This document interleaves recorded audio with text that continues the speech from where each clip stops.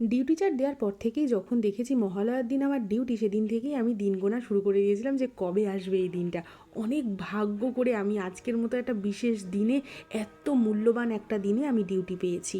একটু আগে পৌঁছানোর জন্য আগের ট্রেনেও যাই, আবার শিয়ালদা না গিয়ে দমদম দিয়ে অফিসে পৌঁছাই। আনন্দ টেনশন সবটা নিয়ে কাজ চলতে থাকে। মাঝে খেতেও গিয়েছিলাম, বিশেষ দিনে খাওয়া দাওয়াটাও বিশেষ ছিল। তারপর সারা রাত জেগে নানান কাজ। রেডিওতে মহালয়া শোনা একটা আবেগ, বুঝতেই পারছো। আর রেডিও স্টেশনে থেকে সেই রেডিওতেই মহালয়ার সম্প্রচারে সহায়তা করছি।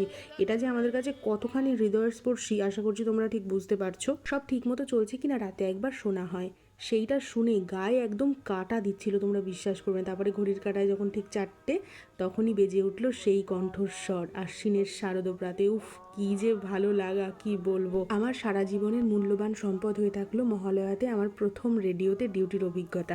একরাশ ভালো লাগা নিয়ে বেরিয়ে পড়লাম এবার বাড়ি যাওয়ার